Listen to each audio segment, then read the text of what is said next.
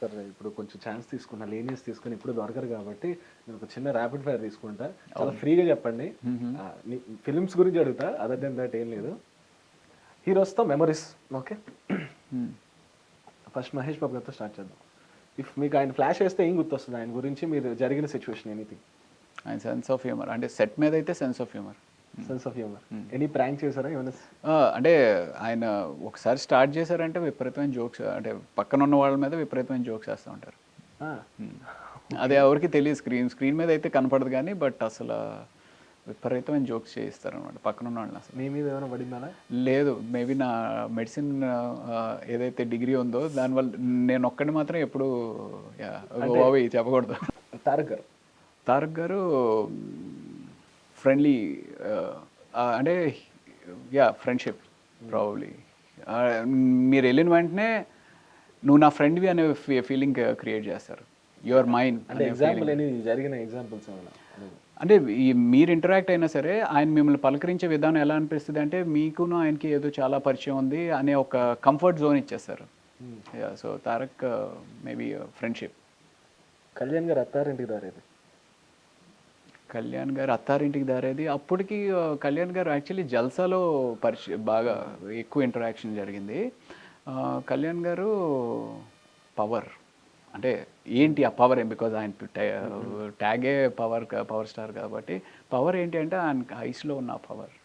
చరణ్ గారు కంపాషనేట్, అంటే పక్క వాళ్ళకి ఏమైనా కావాలి అంటే ముందు తను అర్థం చేసుకుని ఓ వాళ్ళకి అది కావాలనుకుంటా చూడు ప్రొవైడ్ చేద్దాం అనే ఒక ఇది ఉంటుంది.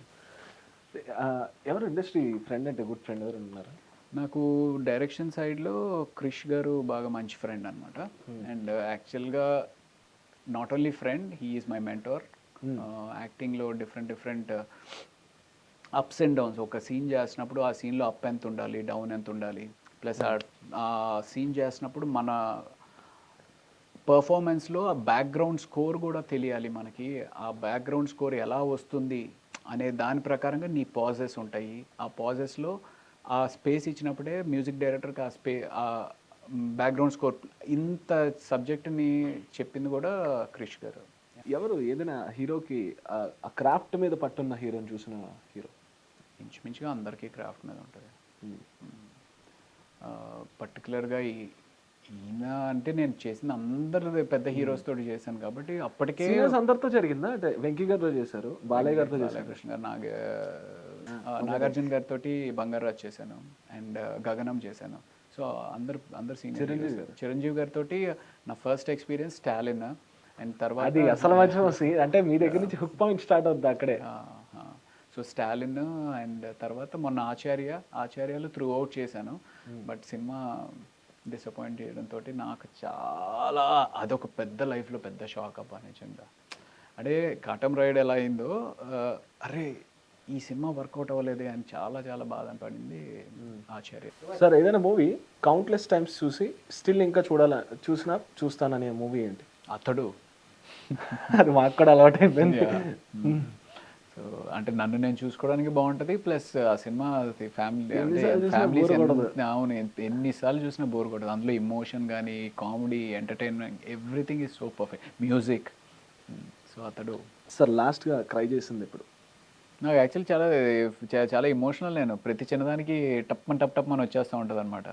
సో లాస్ట్గా క్రై చేసింది అంటే ఏమో ఈ మధ్యలో కరెక్ట్గా గుర్తులేదు కానీ, but I'm very very emotional. Cinema చూస్తే ఏడ్ చేస్తూ ఉంటాను, తుడిచేసుకుంటూ ఉంటాను. మళ్ళీ పక్కన మా వైఫ్ చూస్తే మళ్ళీ ఏమన్నా ఏంటి తిని ఏడుస్తున్నాడు అనుకుంటుందేమో అని చెప్పి. యాక్చువల్లీ నాకు ఇది ఒక మెమరీ ఏంటి అంటే, పెళ్ళైన కొత్తలో మేము లగే రహు మున్నాబాయ్ సినిమాకి వెళ్ళాం అనమాట.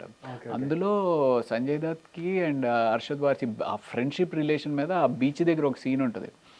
ఆ సీన్ అప్పుడు నాకు అసలు ఆగట్లేదు, ఫుల్ వచ్చేసినాయి. అప్పుడే పెళ్ళైంది, తను పక్కన ఉంది.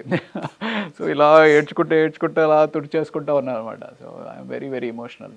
ఎవరు ఏడిపించారు? Last person you made you cry ఎవరు ఏడిపించారు? మీరు ఎప్పుడైనా మీ గురించి గూగుల్ చేసుకున్నారా? ఇప్పుడు ఈ రీసెంట్ టైంలో కాదు కానీ ఒక 4 years చేసుకుంటూ ఉంటాం కదా, 4-5 years బ్యాక్ కానీ 1-2 years బ్యాక్ కానీ చేసుకునే ఉంటాను. మిమ్మల్ని మీరు ఒక క్లాసిక్ ఫిలింలో పెట్టుకోవాలంటే ఏ ఫిలింలో పెట్టుకుంటారు? నన్ను నేను ఒక క్లాసిక్లో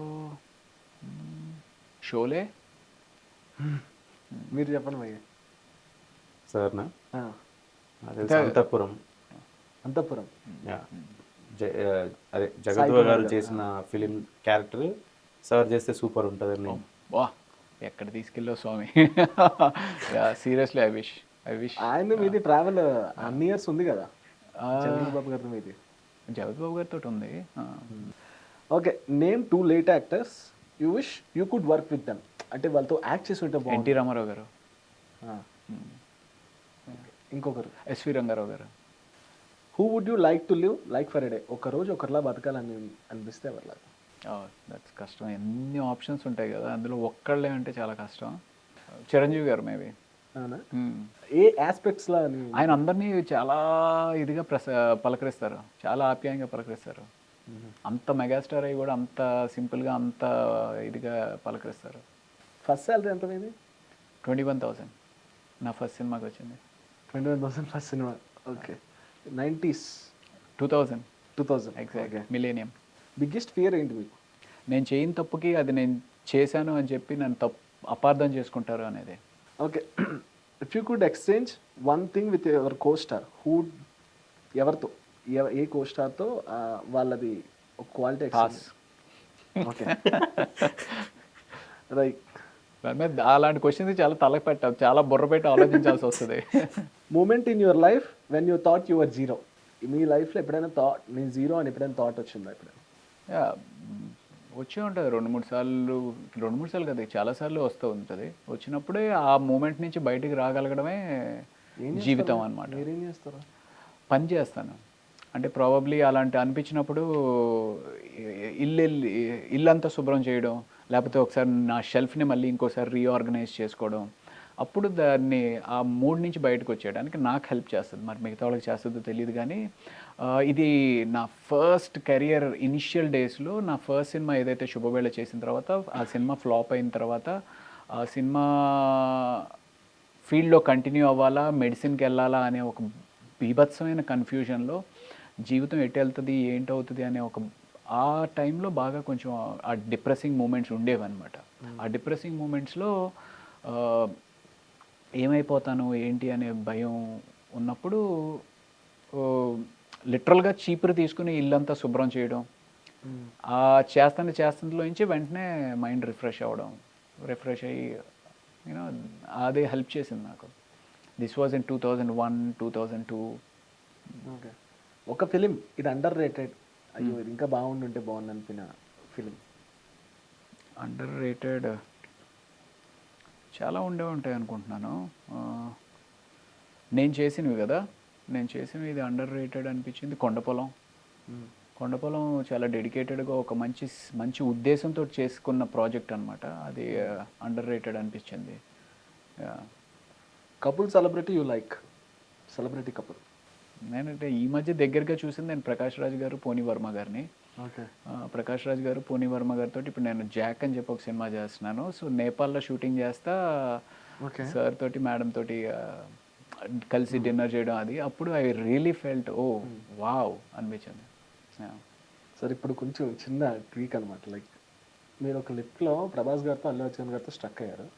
ఏం కన్వర్జేషన్ మాట్లాడతారు, ఏం మాట్లాడతారు ఫస్ట్ వాళ్ళతో? ప్రభాస్ గారితో ఈశ్వర్ కదా, ఈశ్వర్ స్టార్ట్ అయింది.